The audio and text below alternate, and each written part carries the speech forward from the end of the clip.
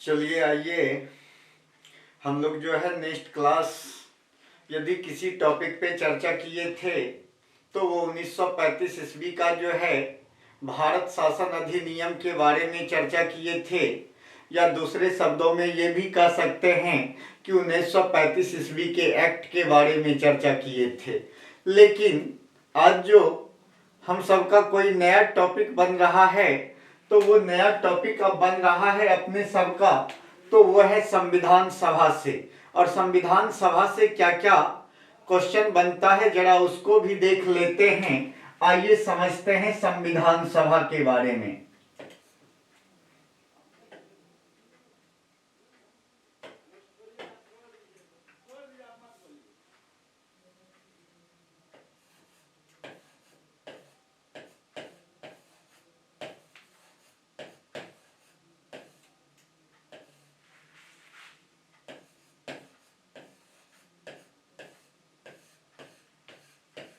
चलिए संविधान सभा के बारे में जानेंगे कि संविधान सभा से जो है क्या क्या टॉपिक बनता है, क्या क्या फैक्ट बनता है, जरा उसको भी समझ लेते हैं।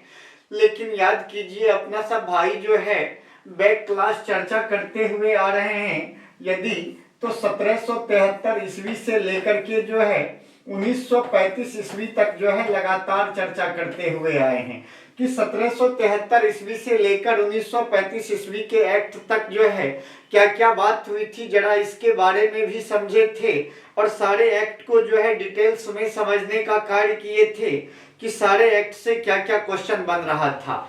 लेकिन ये 1773 ईस्वी से लेकर 1935 ईस्वी तक जो है जिस समय ब्रिटिश संसद के द्वारा भारत में एक्ट लाया जा रहा था, तो इसी बीच जो है भारतीय राजनेता के द्वारा समय समय पर रह करके संविधान की मांग की जा रही थी कि हमारे देश का भी अपना एक संविधान होना चाहिए, और संविधान निर्माण के लिए जो है संविधान सभा की मांग हो रही थी।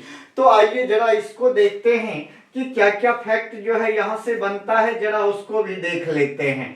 तो संविधान सभा के बारे में जानने का कार्य करेंगे कि सबसे पहले यदि जो है किसी व्यक्ति ने संविधान सभा के बारे में मांग किया था तो उस व्यक्ति का नाम था बाल गंगाधर तिलक।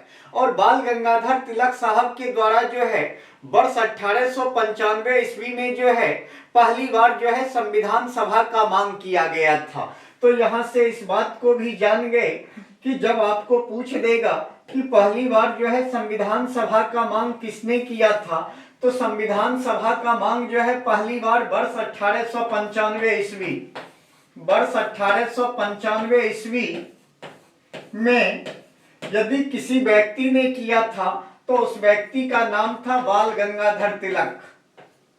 बाल गंगाधर तिलक, बाल गंगाधर तिलक। तो यहां से ये बात को भी जान गए कि पहली बार जो है हमारे देश में संविधान निर्माण के लिए संविधान सभा की मांग जो है बाल गंगाधर तिलक साहब के द्वारा किया गया था। लेकिन ये जो बाल गंगाधर तिलक साहब के द्वारा जो किया गया था ये मांग, ये एक थोड़ा मौखिक रूप से मांग किया गया था, कोई औपचारिक मांग नहीं किया गया था। लेकिन पहली बार तो आखिर किया गया था, चाहे वो मौखिक करे या औपचारिक रूप से करे, तो लेकिन पूछेगा कि हमारे देश में संविधान निर्माण के लिए संविधान सभा की मांग पहली बार किसने किया था, तो आप बोलेंगे बाल गंगाधर तिलक। और बाल गंगाधर तिलक साहब के द्वारा 1895 ईस्वी में पहली बार जो है संविधान सभा की मांग की गई थी। दूसरे जो है यदि कोई व्यक्ति आते हैं तो दूसरे व्यक्ति जो है उनका नाम था महात्मा गांधी। और एक चीज जानेंगे यहाँ से, एक क्वेश्चन और भी पूछ देता है कि बाल गंगाधर तिलक जो है किस माध्यम से जो है संविधान सभा की मांग किए थे, तो वो विधेयक का नाम था स्वराज विधेयक। स्वराज विधेयक, स्वराज विधेयक के माध्यम से जो है पहली बार जो है संविधान सभा की मांग करने का कार्य किए थे। उसके बाद जो है हमारे देश के राष्ट्रपिता महात्मा गांधी साहब आते हैं और महात्मा गांधी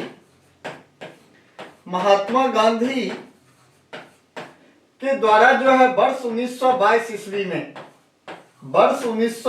ईस्वी में जो है एक पत्रिका इनकी थी और उस पत्रिका का नाम था हरिजन। हरिजन। और इस हरिजन पत्रिका के माध्यम से जो है इन्होंने जो है संविधान सभा की मांग किए थे और बोलने का कार्य किए थे। इस पत्रिका में जो है कि भारत का संविधान जो है भारतीयों द्वारा निर्मित होगा। भारत का संविधान भारत का संविधान भारतीय द्वारा निर्मित होगा। भारतीय द्वारा निर्मित होगा। तो यहां से ये चीज को भी जान गए सब कोई। जब आपसे पूछेगा संविधान सभा की पहली बार मांग तो आप बोलेंगे बाल गंगाधर तिलक। पूछेगा वर्ष तो बोलेंगे 1895 ईस्वी। और किसी विधेयक के माध्यम से बाल गंगाधर तिलक साहब जो है मांग किए थे संविधान सभा का, तो वो था आपका स्वराज विधेयक। उसके बाद जो है संविधान सभा की मांग करने वाले व्यक्ति कोई थे, तो उस व्यक्ति का नाम था महात्मा गांधी। और महात्मा गांधी साहब जो है वर्ष 1922 ईस्वी में जो है हरिजन पत्रिका के माध्यम से बोलने का कार्य किए थे कि भारतीय लोगों का संविधान जो है या भारतीयों के द्वारा ही निर्मित किया जाएगा। तो यहाँ से ये चीज को भी जान गए। आगे जो है और भी इनमें जो है व्यक्ति आते चले जाते हैं और संस्था भी आते चला जाता है। और कौन कौन जो है संविधान सभा की मांग करता है जरा उसको देखते हैं। 1922 ईस्वी में जब महात्मा गांधी जो है संविधान सभा की मांग किए, तो उसके बाद जो है संविधान सभा की मांग करने के लिए 1924 ईस्वी में एक पार्टी जो है और वो पार्टी आया था कोई, तो उस पार्टी का नाम था स्वराज पार्टी। स्वराज पार्टी। तो स्वराज पार्टी के द्वारा जो है यानी संविधान सभा की मांग की गई थी वर्ष 1924 ईस्वी में। और तब इसके बाद जो है एक समिति आई थी, उस समिति का नाम था नेहरू समिति।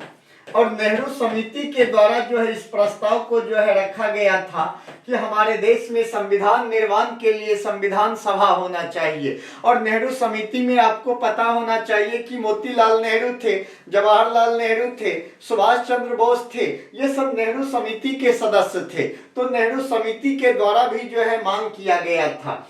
फिर लेकिन एक चीज जानेंगे कि यहाँ से जो है अब एक मोस्ट इंपॉर्टेंट क्वेश्चन और भी क्या बनता है कि पहली बार जो है औपचारिक रूप से जो है यदि किसी व्यक्ति ने मांग किया था, तो औपचारिक रूप से मांग करने वाले व्यक्ति का नाम था एम.एन. राय।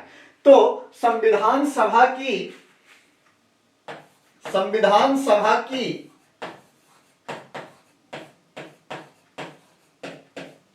औपचारिक रूप से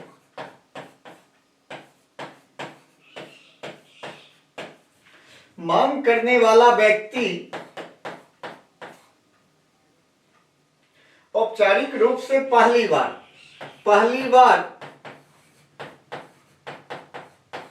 मांग किया गया था यदि किसी वर्ष, तो उस वर्ष का नाम था 1934 ईस्वी। 1934 ईस्वी। और 1934 ईस्वी में मांग करने वाले व्यक्ति का नाम था एम.एन. राय। एम.एन. राय साहब के द्वारा जो है 1934 ईस्वी में जो है पहली बार जो है औपचारिक रूप से संविधान सभा की मांग की गई थी। तो यहाँ से ये बात को भी जान गए। उसके बाद जो है और भी आगे इसमें जो है व्यक्ति जो है आते चले गए। उसके बाद आगे यदि कोई आता है तो एक वर्ष आता है 1935 ईस्वी। और 1935 ईस्वी में जो है संविधान सभा की मांग जो है किया गया था भारतीय राष्ट्रीय कांग्रेस के द्वारा। भारतीय राष्ट्रीय कांग्रेस के द्वारा। तो यहां से ये भी जान गए। उसके बाद 1936 ईस्वी में जो है जवाहरलाल नेहरू साहब आए। जवाहरलाल नेहरू आए और इन्होंने बोला कि हमारे देश का जो संविधान सभा होगा ना, उस वक्त जो है निर्वाचित संविधान सभा होगा, यानी उसमें निर्वाचन के फलस्वरूप सदस्य आने का कार्य करेंगे। तो निर्वाचित संविधान सभा के बारे में, निर्वाचित संविधान सभा के बारे में, संविधान सभा के बारे में पहली बार यदि किसी व्यक्ति ने बात किया था तो उस व्यक्ति का नाम था जवाहरलाल नेहरू। तो यहाँ से ये बात को भी सब कोई जान गए कि संविधान सभा से रिलेटेड जो है क्या क्या बात आता है, जरा देख लेते हैं। तो आप मेरे साथ अभी जस्ट क्या बोले, आप बोले कि सबसे पहले मांग किया गया 1895 ईस्वी में, और 1895 ईस्वी में पहले कोई व्यक्ति थे तो उस व्यक्ति का नाम था बाल गंगाधर तिलक।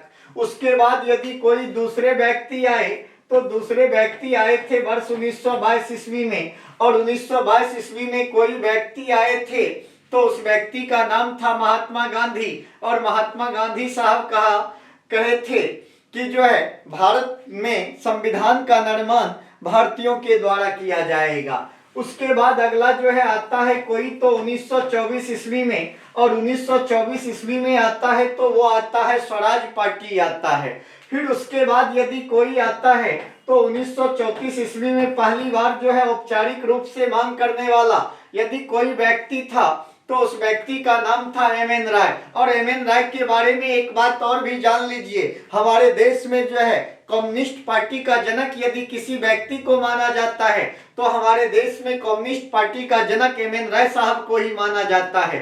तो यहाँ से ये चीज जाने। 1935 ईस्वी में जान गए कि इंडियन नेशनल कांग्रेस, जिसे आप हिंदी में कह सकते हैं भारतीय राष्ट्रीय कांग्रेस के द्वारा जो है संविधान सभा की मांग की गई थी। और 1936 ईस्वी में जो है जवाहरलाल नेहरू साहब आए और इन्होंने बोला कि हमारे संविधान सभा जो होगी वह हमारा संविधान सभा इलेक्टेड जो है होगी, निर्वाचित संविधान सभा होगी। तो यहाँ से ये चीज को भी जान गए। लेकिन अभी तक आप देखिए कि संविधान निर्माण के लिए जो संविधान सभा की मांग हो रही थी वो सिर्फ भारतीयों के द्वारा जो है यानी चर्चा किया गया। अभी तक जो है अपने सब भाई का जो है तनिक भी जो है कहा जाए कि इसमें ब्रिटिश का जो है ब्रिटेन का चर्चा नहीं आता है। लेकिन इसी बीच में एक घटना हो जाती है, जरा उसको कहानी के माध्यम से समझते हैं, और कहानी के माध्यम से समझेंगे तो आसान तरीके से समझ जाएंगे कि कैसे हमारे देश में संविधान सभा का गठन हुआ था। 1936 ईस्वी में जब जो है जवाहरलाल नेहरू जी के द्वारा कहा गया था कि निर्वाचित संविधान सभा होगा, तो इसी बीच में एक जो है घटना आती है और वो आता है वर्ष 1939 ईस्वी। और वर्ष 1939 ईस्वी में जानेंगे कि प्रारंभ हो जाता है द्वितीय विश्व युद्ध का, द्वितीय विश्व युद्ध का। और द्वितीय विश्व युद्ध का जब प्रारंभ हो जाता है तो द्वितीय विश्व युद्ध में ब्रिटेन जो है दोनों तरफ से जो है मार खा रहा था। यानी कहा जाए कि ब्रिटेन में जो है यदि इसको कोई धो रहा था तो इसको धो रहा था इधर हिटलर, और एशिया में इसको यदि कोई धो रहा था तो एशिया में जानने का कार्य करेंगे कि धोने का कार्य कर रहा था इधर से जापान। तो ये दोनों तरफ से जो है कहा जाए कि मार खा रहे थे ब्रिटेन वाले। तो इनको भारत के सपोर्ट की जरूरत थी कि भारत जो है हमको सहयोग करे। लेकिन सवाल आता है कि भारत सहयोग करेगा तो करेगा कैसे, क्योंकि जो है फर्स्ट वर्ल्ड वॉर में भी जो है प्रथम विश्व युद्ध के दौरान भी जो है भारतीय लोग जो है उसको सहयोग करने का कार्य किया था। और जिस अनुसार से सहयोग करने का भारतीय लोग कार्य किए थे उस के अनुसार से जो है ब्रिटेन जो है भारत को जो है संतावना नहीं दे पाए थे। तो इस बार जो है तब जो है 1939 में जब द्वितीय विश्व युद्ध स्टार्ट हो जाती है तो ब्रिटेन को भारतीयों की जरूरत हो जाती है, और ब्रिटेन के भाग को जो है भारतीयों की जरूरत हो जाती है। तब पहली बार जो है ब्रिटेन के द्वारा जो है इस बात को स्वीकार किया गया था कि जो है 1940 ईस्वी में एक प्रस्ताव के माध्यम से, और वो प्रस्ताव था अगस्त प्रस्ताव। अगस्त प्रस्ताव के माध्यम से स्वीकार किया गया था कि भारतीयों के लिए जो है संविधान सभा होनी चाहिए। तो यहाँ से एक क्वेश्चन और भी बन जाता है कि जब आपको पूछेगा पहली बार जो है ब्रिटिश सरकार ने किस प्रस्ताव के माध्यम से स्वीकार किया था कि भारतीयों के लिए संविधान सभा होनी चाहिए, तो वो होगा आपका 1940 ईस्वी का अगस्त प्रस्ताव। इसी अगस्त प्रस्ताव के माध्यम से पहली बार अंग्रेजों ने स्वीकार किया था कि भारतीयों के लिए संविधान सभा होनी चाहिए।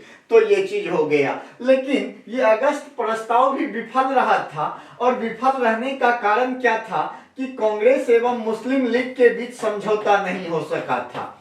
कांग्रेस एवं मुस्लिम लीग के बीच मुस्लिम लीग के बीच समझौता नहीं हो पाया था, जिसके कारण से ये अगस्त प्रस्ताव जो है फेल्यूर हो गया था, ये कोई सफल नहीं रहा था। उसके बाद फिर जो है अगस्त प्रस्ताव के बाद जो है यदि कोई प्रस्ताव आता है तो वो प्रस्ताव आता है आपका क्रिप्स मिशन प्रस्ताव। क्रिप्स मिशन प्रस्ताव, और ये क्रिप्स मिशन प्रस्ताव जो आता है ये आता है वर्ष 1942 ईस्वी में। वर्ष 1942 ईस्वी में। और इस प्रस्ताव को लाने वाले व्यक्ति कोई थे तो उनका नाम था सर स्टेफोर्ड क्रिप्स। इन्हीं कारण से जो है इस प्रस्ताव का नाम पड़ गया था क्रिप्स मिशन प्रस्ताव। और ये क्रिप्स मिशन प्रस्ताव भी एक चीज जानेंगे, इसमें साफ साफ या शब्दों में कहा गया था कि हम जो संविधान सभा का गठन करेंगे द्वितीय विश्व युद्ध की समाप्ति के बाद करेंगे, जिसके कारण भारतीयों के द्वारा जो है मांग किया गया था कि द्वितीय विश्व युद्ध के बाद ही संविधान सभा का गठन क्यों किया जाएगा, युद्ध के दौरान ही क्यों नहीं किया जाएगा, जिसको लेकर के जो है भारतीय लोग इस प्रस्ताव को जो है ठुकराने का कार्य किए थे। जिसमें कि गांधी जी इस प्रस्ताव के बारे में भी बोले थे यह अगले तारीख में भुनाने वाला चेक है। तो जब भी आपको पूछ देगा कि क्रिप्स मिशन प्रस्ताव को दिवालिया चेक की संज्ञा, दिवालिया चेक की संज्ञा, चेक की संज्ञा किसने दी थी, तो दिवालिया चेक की संज्ञा देने वाले व्यक्ति कोई थे, तो उस व्यक्ति का नाम था महात्मा गांधी। महात्मा गांधी साहब के द्वारा जो है इसे दिवालिया चेक की संज्ञा दी गई थी कि अगले तारीख में भुनाने वाला चेक है। तो क्रिप्स मिशन प्रस्ताव के बारे में भी जान गए। अब आते हैं, जब ये प्रस्ताव भी असफल हो जाता है तब ब्रिटेन से एक व्यक्ति आते हैं और उस व्यक्ति का नाम होता है लॉर्ड बेवेल। और लॉर्ड बेवेल के द्वारा जो प्रस्ताव लाया जाता है तो उसे किसी नाम से जाना जाता है, तो उसे कहा जाता है बेवेल योजना। बेवेल योजना, बेवेल योजना।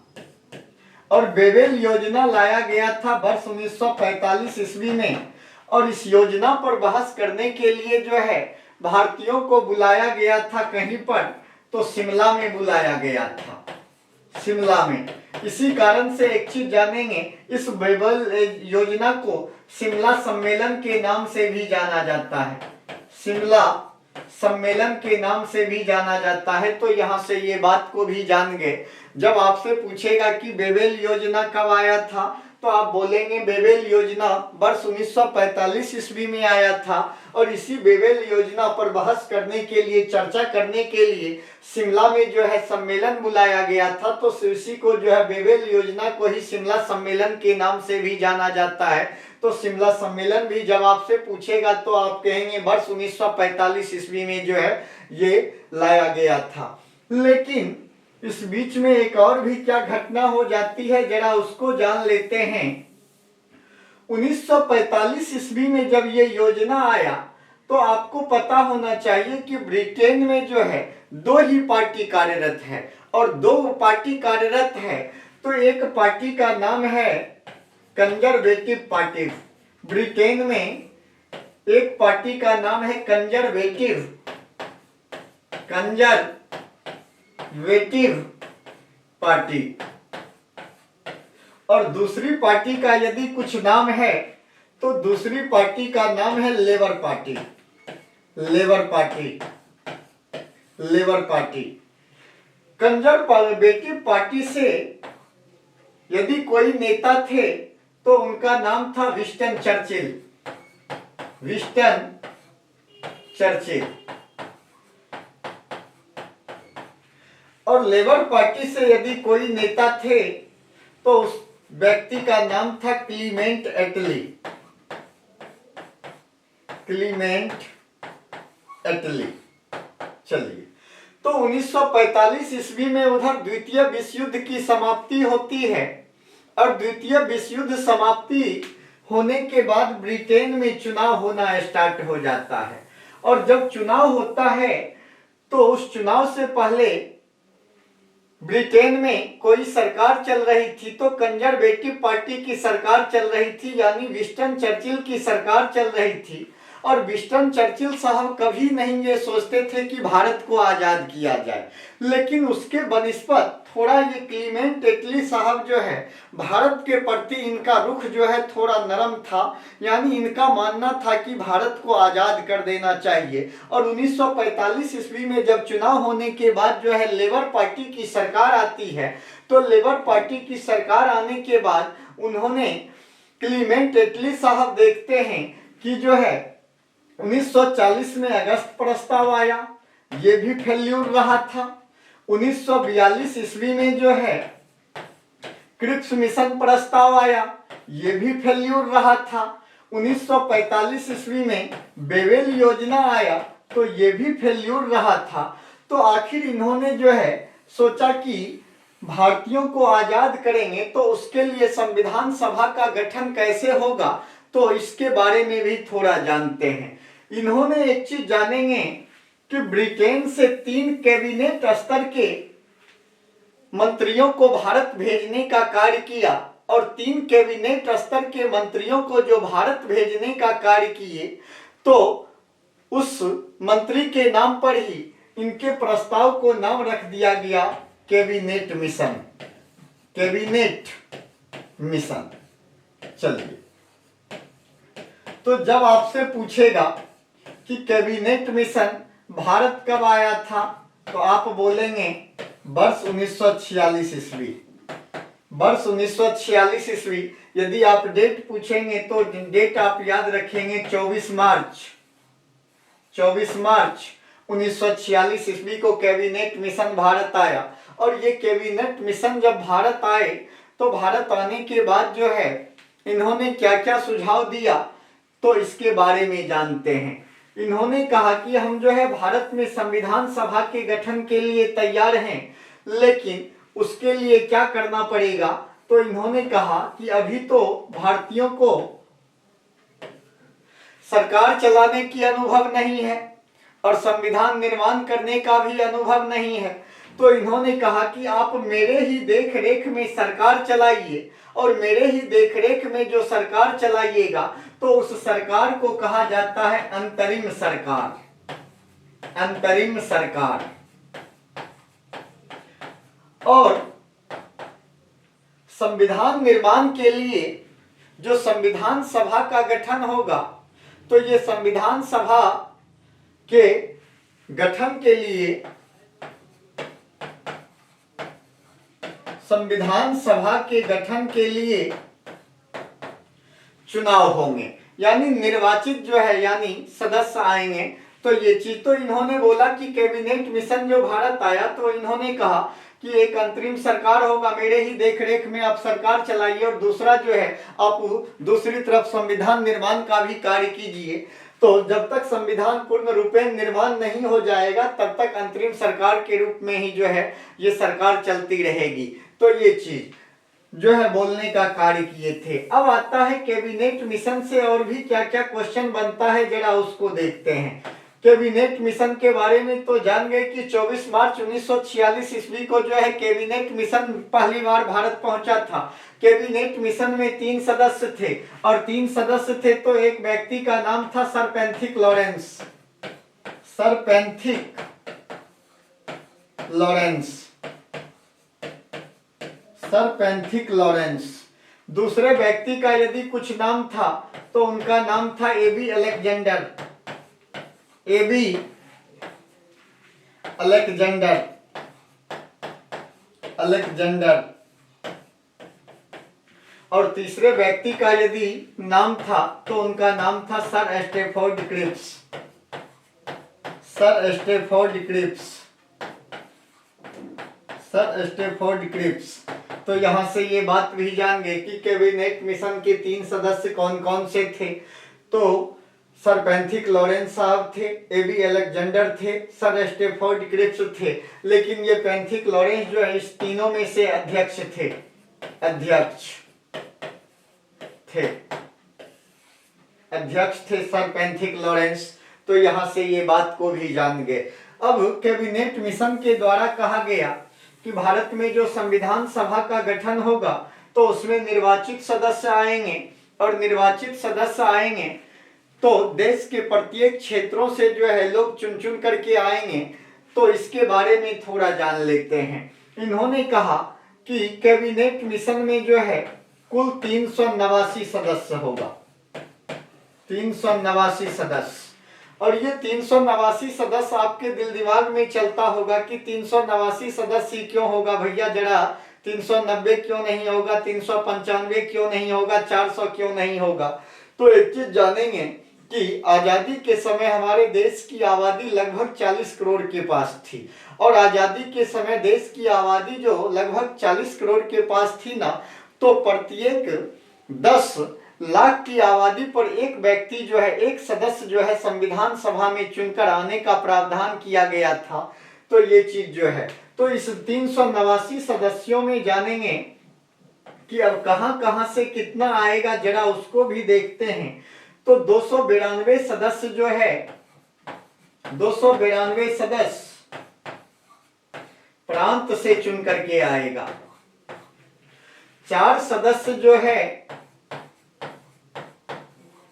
ये चीफ कमिश्नरी क्षेत्र से आएगा, चीफ कमिश्नरी क्षेत्र, चीफ कमिश्नरी क्षेत्र से आएगा। और 93 सदस्य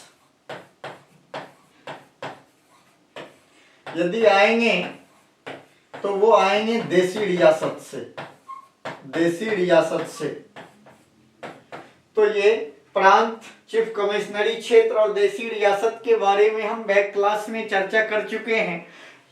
तो यहां से ये बात भी समझ गए कि 292 सदस्य प्रांत से आएगा, 4 सदस्य जो है चीफ कमिश्नरी क्षेत्र से आएगा, और 93 सदस्य जो आएगा वह आएगा देसी रियासत से जो है चुन करके आएगा। लेकिन ये 4 चीफ कमिश्नरी क्षेत्र क्या है, जिस प्रकार से बैक क्लास में सब भाई पढ़े थे कि जिस प्रकार से अभी जो है हमारे देश में केंद्र शासित प्रदेश है, तो आजादी से पहले इसी केंद्र शासित प्रदेश को जो है कहा जाता था चीफ कमिश्नरी क्षेत्र। और ये 4 जो चीफ कमिश्नरी क्षेत्र कोई थे, तो एक का नाम था आपका दिल्ली, दिल्ली। दूसरा का यदि कुछ नाम था तो वो था आपका कुर्ग, जो कि अभी प्रेजेंट टाइम में कर्नाटक में आता है। और तीसरा यदि कोई आता है तो वो आपका आता है अजमेर, जो कि राजस्थान में है। और यहाँ ख्वाजा मोइनुद्दीन चिश्ती की दरगाह भी है, बहुत प्रसिद्ध जगह है ये अजमेर। और साथ ही साथ जानेंगे कि एक आता है आपका बलूचिस्तान, और ये बलूचिस्तान अभी कहीं है तो प्रेजेंट टाइम में पाकिस्तान में है बलूचिस्तान। तो यहाँ से ये बात भी जान गए कि यानी इससे कहा गया था कि दिल्ली से एक सदस्य चुन करके आएगा, कुर्ग से एक सदस्य चुन करके आएगा, अजमेर से आएगा और बलूचिस्तान से, यानी प्रत्येक चीफ कमिश्नरी क्षेत्र से जो है एक एक सदस्य जो है चुनकर जो है आएंगे। ये प्रावधान किया गया था। 292 सदस्य प्रांत से और 93 सदस्य जो है देसी रियासत से आने का प्रावधान किया गया था। लेकिन इसमें भी एक चीज जानेंगे, अब आप कहिएगा ये 389 सदस्य जो है ये निर्वाचित होकर के आएगा कि मनोनीत होकर के आएगा। तो एक चीज जानेंगे कि 296 सदस्य जो है, 296 सदस्य निर्वाचित होकर के आएंगे और 93 सदस्य जो कि देसी रियासत में थे, तो ये 93 सदस्य मनोनीत होकर के आएगा। और ये जो 296 सदस्य है ना, ये निर्वाचित होकर के जो है आने का प्रावधान किया गया था। निर्वाचित होकर के ये आने का प्रावधान किया गया था। तो यहाँ से ये भी जान गए। लेकिन इस प्रांत और चीफ कमिश्नरी क्षेत्र में जो है आरक्षण का भी आधार रखा गया था। और आरक्षण का जो आधार रखा गया था तो उसमें कहा गया था 213 आएगा सामान्य वर्ग से, 79 आएगा मुस्लिम से, और 4 जो सीट आएगा वो सिख वर्ग के व्यक्ति से आएगा।